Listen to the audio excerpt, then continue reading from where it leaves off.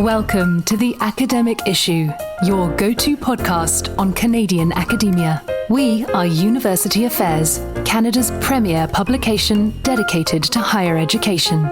For over 60 years, we've been at the heart of the nation's university community, providing news, commentary, and advice to those working in the hallowed halls across the country.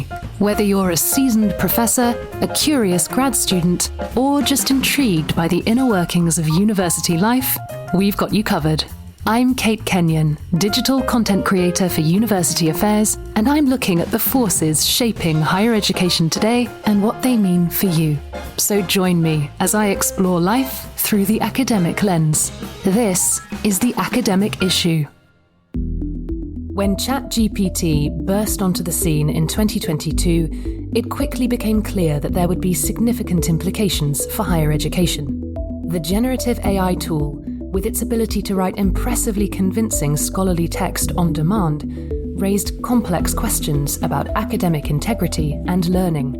But ChatGPT's dramatic arrival heralds a much wider technological revolution on the horizon. Artificial intelligence promises to transform the way we live and work. How should universities think about and approach this coming wave of change? Western University has opted for a markedly proactive stance, appointing today's guest, Mark Daley, as its Chief Artificial Intelligence Officer last year, the first position of its kind at a Canadian university.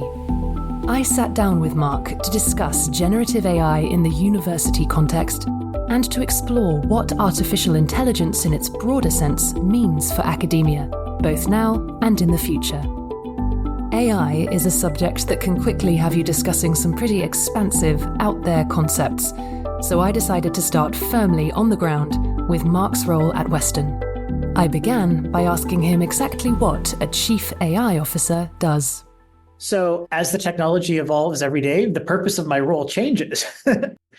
My primary role is to provide advice, support, and guidance to the whole of the institution, to ensure that we're making good on opportunities to collaborate, to coordinate efforts where it makes sense across the institution. Universities are really complex environments, as anyone who lives in one knows. We do everything from snow removal through to teaching how to read cuneiform Sumerian. And so that's a really broad set of things, but there's lots of opportunities to collaborate across all of the different silos we have. And so really it is being that centralized point of coordination and collaboration. And why is now a key time for universities to invest in AI preparedness? We're at kind of a special moment in the evolution of technology and maybe the evolution of society. And there's a lot of uncertainty, but also a huge amount of opportunity and obligation to the society we serve. We, as a society, have a tremendous amount of agency right now. We can make decisions that will have long-term consequences for our society and possibly our planet. And so, that's a lot of responsibility, but it's also a real privilege to have that agency and that ability to look to the near future and help shape that.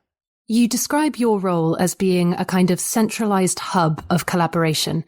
And I know you've had a lot of consultations and town hall style meetings with your university community to hear their thoughts and concerns about AI. What sense do you get from these discussions of how academics and administrators are feeling about this new technology? What's been most interesting, the results you get from the town hall are sort of exactly what you'd expect.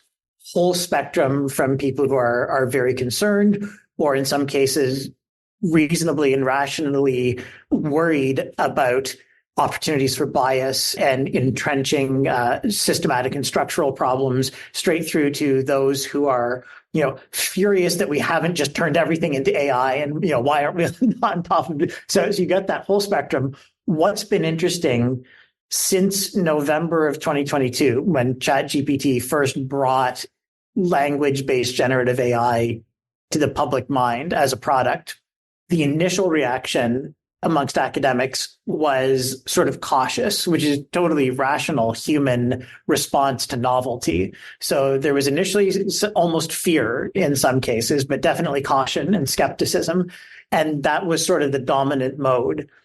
Since then, up to the present time, I've observed a shift of sort of the mean of that group over to acceptance and enthusiasm, recognition that, like the typewriter, like the computer, like movable type, this is an invention that's going to persist with humanity from here on. And it can do a lot of wonderful things for pedagogy and research. And we probably also have a moral obligation to teach our students how to use this well and ethically, because they're going to be competing in a world where other people can do this. And so it's been that shift from healthy skepticism and caution to really acceptance and embracing, okay, we know we have to do this thing. How do we do it right? How do we do it well? And how do we do it ethically? Right. So how do we do it right? How do we do it ethically? How do we use increasingly powerful tools like Chat GPT in an ethical way? Fortunately, there is a huge amount being written on this. We have scholars here at Western like Luke Stark, who this is their whole research area is interrogating this deeply. And so there's a lot of great material out there, not just in academic papers, but on blogs. There's a lot of NGOs that are taking this quite seriously. You can see the EU AI Act and Bill C-27 in Canada. Government is taking this seriously. And the hard answer is that no one's got, here's the 10 golden rules for using AI ethically. It's actually really dependent.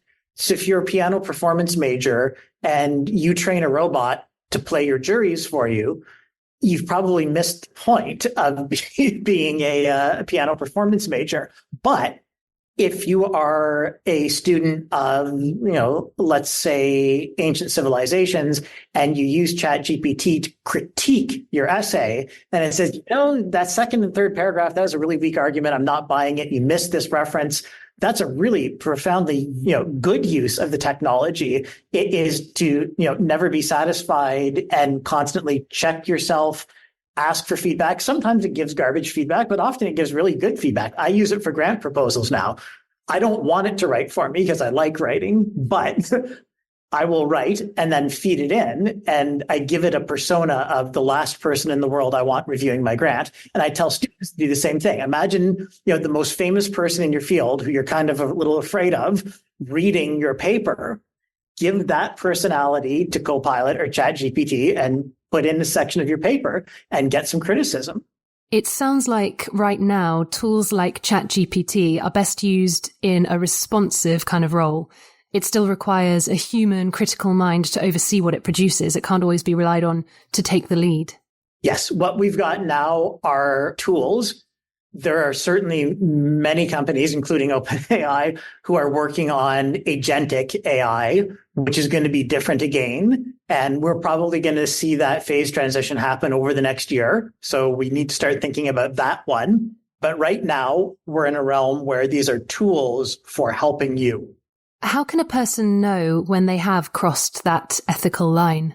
The foundation stone for us is that ultimately you, the human who puts something forward, is accountable for whatever it is that's put forward. You can't say, my word processor made me write the bad essay. It's ChatGPT's fault. You're accountable for it. You're outsourcing some of it. And you need to also be aware of the context of these tools. They're incredibly powerful, but they've been trained on a rough approximation of the entire internet. And that includes 4chan and subreddits that you wouldn't want to read yourself. And so they can produce things that you absolutely should not be forwarding as a thoughtful human being. So you do have that obligation to oversee it, but it is just a tool. You've already outlined there how this can be an incredibly useful tool. What are some other ways that academics can bring AI into their pedagogy? One of my favorite things to do is to put something controversial to it in the field and then argue with it. And you can tell how confident and knowledgeable a student is by how long they'll engage with it. So, if a student is a novice and not confident, they won't argue. They'll just say, oh, well, the chatbot's right. A senior postdoc will spend like 2 hours fighting with Copilot, like, no, you're wrong. You've missed this subtle nuance, because that individual's personal expertise and experience way outstrips what the LLM has. So that's a really useful use case. Students who are nervous about their defense, do a mock defense with them, but that's a one-off. Hey, Copilot, Chat GPT are there 24/7. They can be pretty good thesis examiners. You can just dump your whole thesis in and say, ask me questions. Even give it a persona. Helping with grant writing, like I said, I use it to review material that I've written and comment on it. And I think my grant craft is much stronger for it, because gosh knows you can always improve. And so it's those use cases where you're using it as a tool, sometimes as a partner, but I don't ever want to give my agency away to it. I don't want it to design the experiment. I don't want to pick my next theme of research based on what ChatGPT said. I will feed my ideas into it for criticism, though. One of the ideas I've come across was something a bit like the flipped classroom model, where you turn things around entirely and the student asks ChatGPT to write an essay and then brings that into the classroom to critique it there. So you're placing the AI tool in that secondary position and keeping the onus on the student to do the sort of true intellectual labor. Have you seen any other examples like that? Absolutely. A fantastic example from our Ivy Business School. I have a colleague who was teaching HBA students on corporate governance, and there was the big drama with the OpenAI board at the end of last year.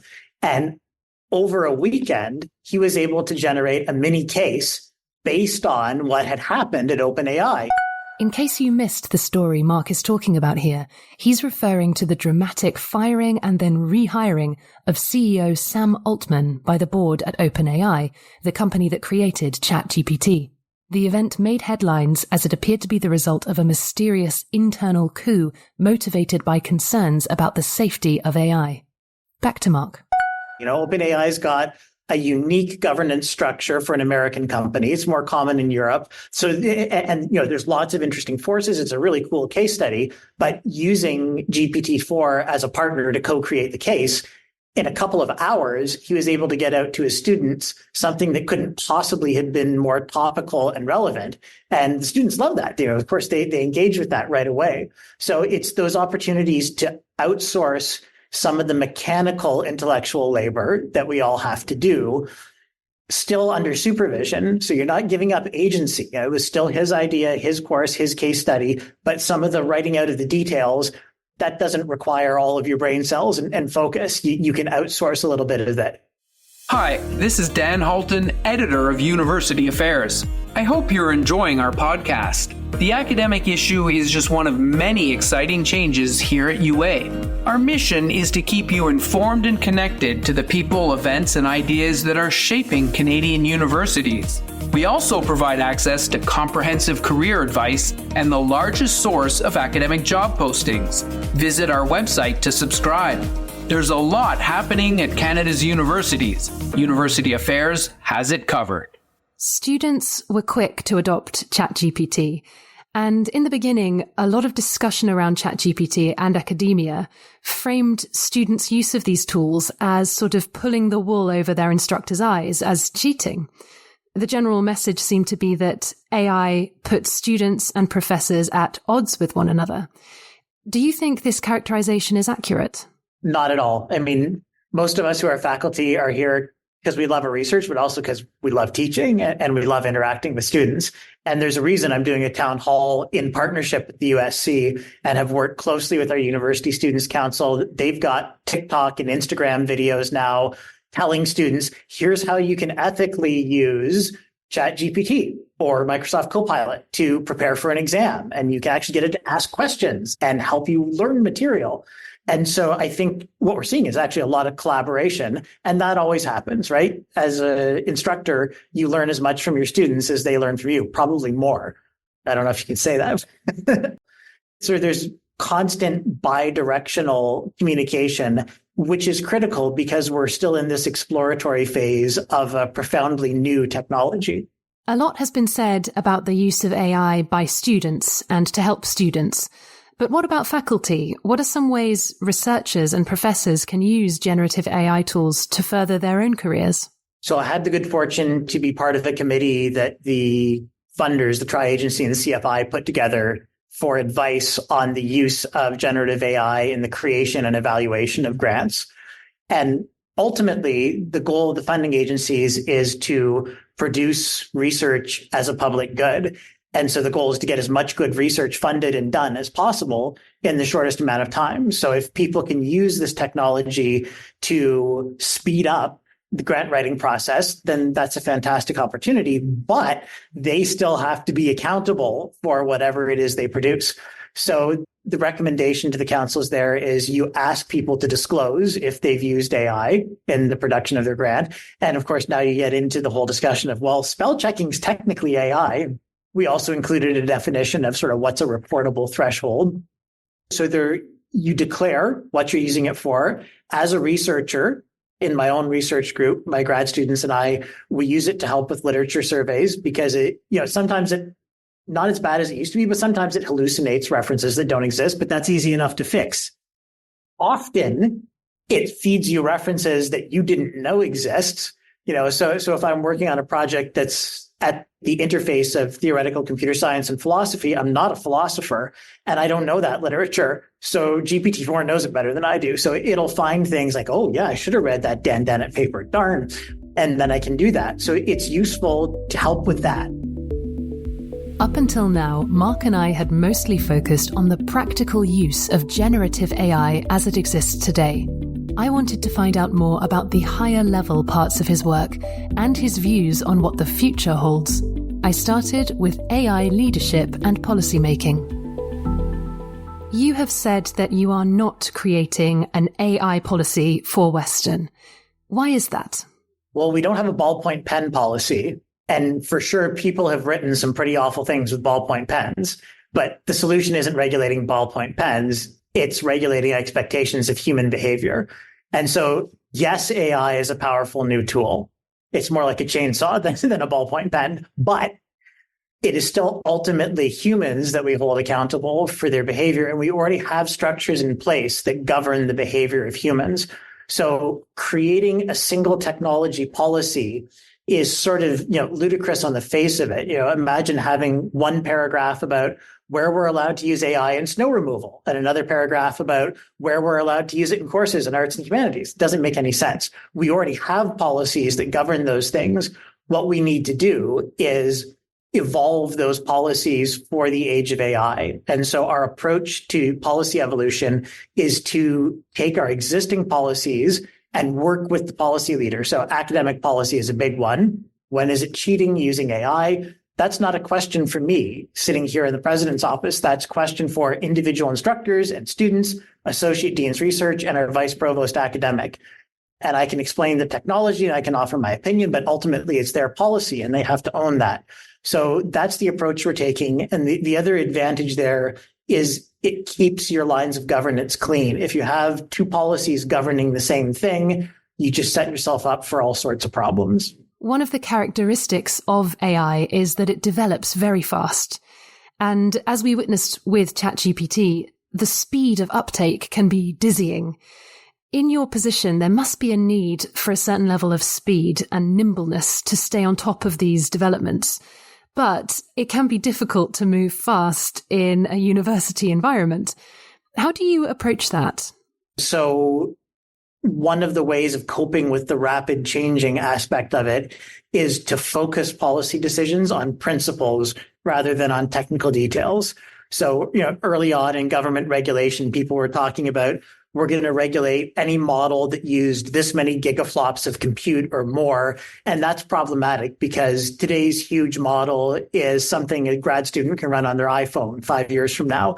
So it's much more important to focus on, general principles of how we want to engage with the technology that are not going to change because those are related to our values rather than the specifics of the technology. Earlier, you described AI as more like a chainsaw than a ballpoint pen.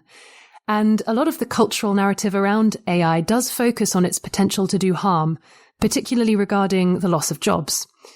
From a faculty perspective, how concerned should the university community be about this? And from your perspective, what can be done to ensure that AI redefines job roles more than it replaces them? So I think that comes down to policy and how we choose to engage with the technology. The economics 101 answer is every time there's a major technological breakthrough, people go nuts and think, well, that's it. There's never going to be another job again. And it's never been true. Yes, the labor market shifts. Jobs that existed go away, but new jobs are created. And I think the fundamental underlying fallacy is that there is a finite amount of labor to be done in the universe. And sort of like, well, once all the labor is being done by AI, then there's nothing left. And I don't think that's actually true. I think right now we could put an infinite amount of labor towards climate change, and that I would be so happy to see that happen. So I don't agree that there's going to be nothing for humans to do. I think the nature of what we do is going to change. I think the nature of how we find peace with ourselves and value ourselves is going to change. How do you think the nature of what we do will change? We've all got this amazing tutor, this amazing second brain that we can rely on. And that means that the impact I can have as an individual is huge. This is my message to our students. If you had 1 unit of impact available to you as a human being in the year 2015, now you have like 5 units of impact. And next year, it's probably going to be 15. And that's going to continue to grow if you want it. And you can actually change the world yourself. And what about beyond next year? AI is set to be part of a global industrial revolution. What will research and academia look like in an AI integrated world?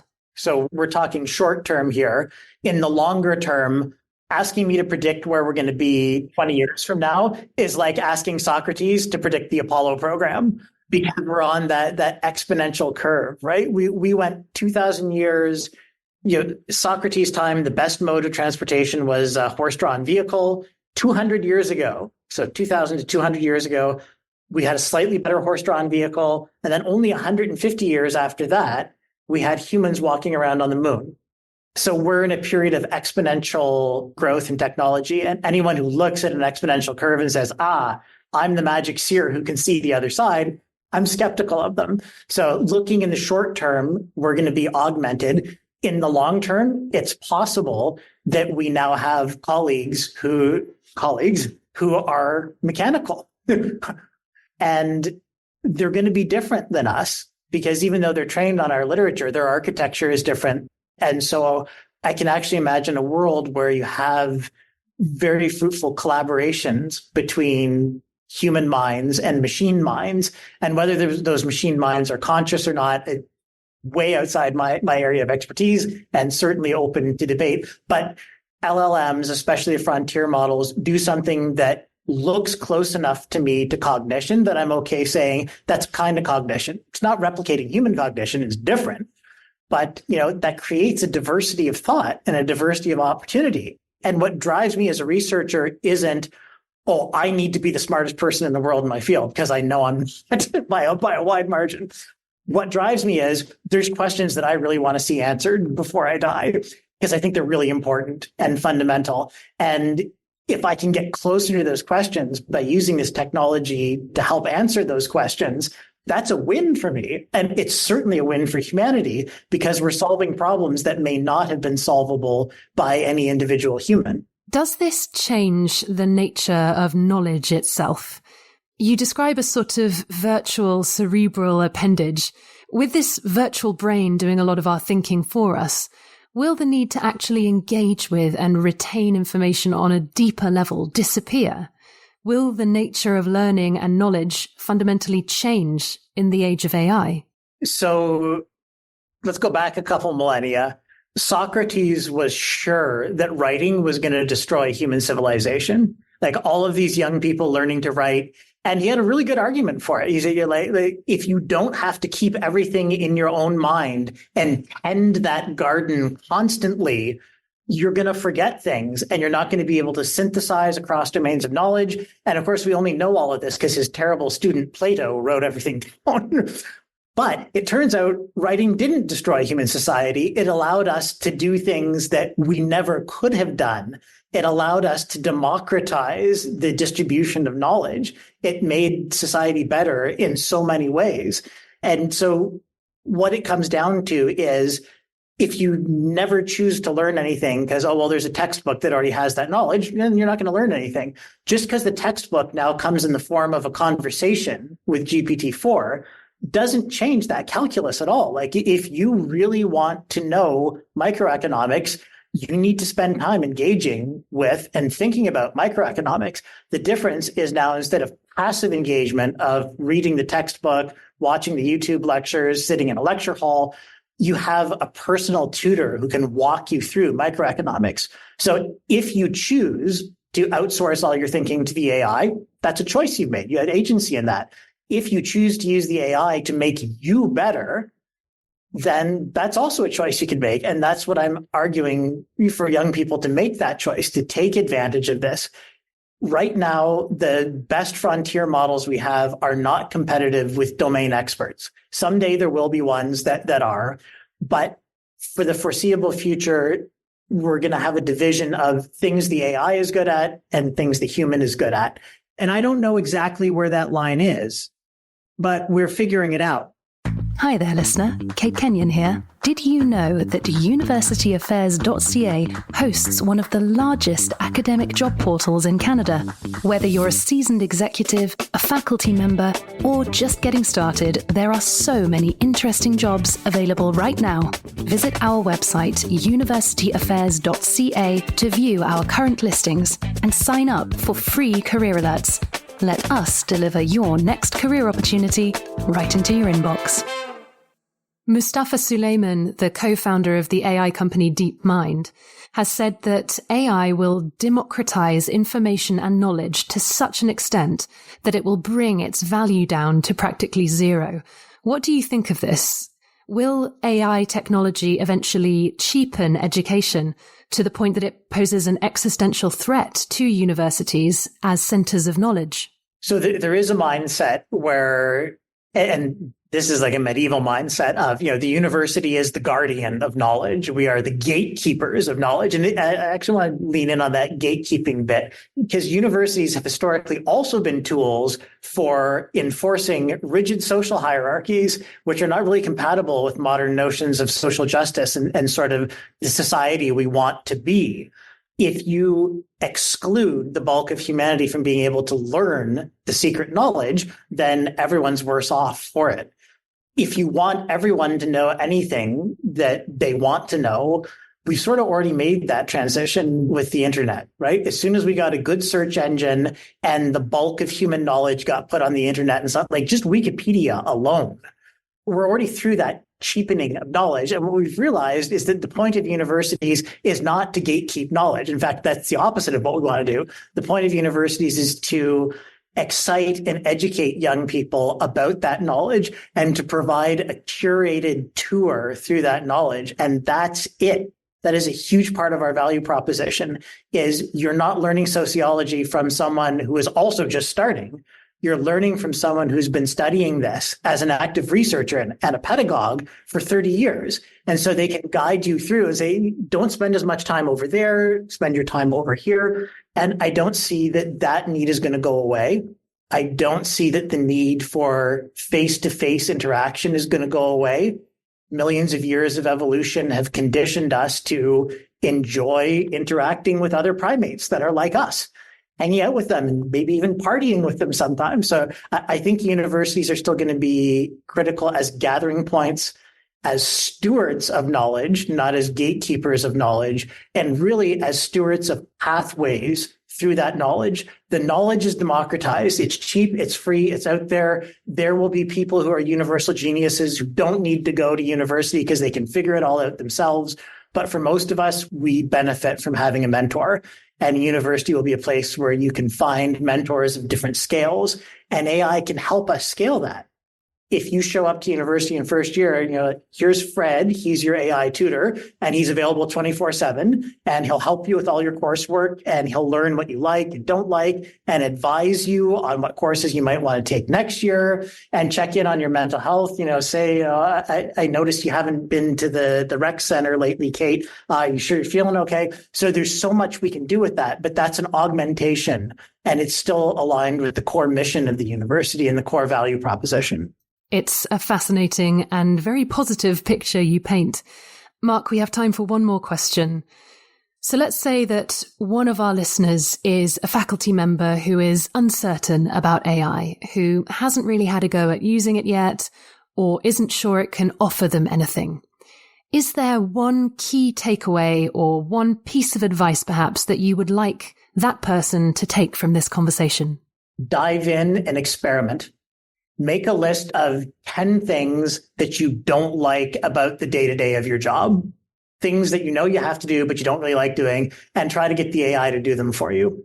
And it may only be able to do 3 or 4, but already you've made your life better. And now you're incentivized to spend a bit more time with the AI, and then try it in your scholarship and listen to colleagues who have had successes integrating it into pedagogical contexts and try that. If your university offers programming, why not try it? But really, the bottom line is until you've personally experimented with it, you won't have a good sense for what it's capable of. So my number one piece of advice is dive in and experiment. Well, Mark Daley, thank you so much. This has been a fascinating conversation. It's been a real privilege to talk to you. I've learned a huge amount. And thank you again for being our guest on our inaugural episode of The Academic Issue. Thank you so much. It's been a pleasure. You've been listening to The Academic Issue, a podcast by University Affairs. To find out more about AI and academia, take a look at our recommended reading list in the show notes. You'll also find links there to many of the resources Mark mentioned during our interview, including the Interagency Guidelines on the Use of AI to Write Grant Proposals and Canada's Bill C-27. Stay on top of higher education news, opinion and career advice by visiting universityaffairs.ca and sign up for our newsletter to receive weekly summaries of the big stories in Canadian academia. And don't forget to subscribe to The Academic Issue and leave us a review. We'd love to hear your feedback. You can also follow us on Instagram and X. Links can be found in the show notes. Thank you so much for listening, and see you next time on The Academic Issue.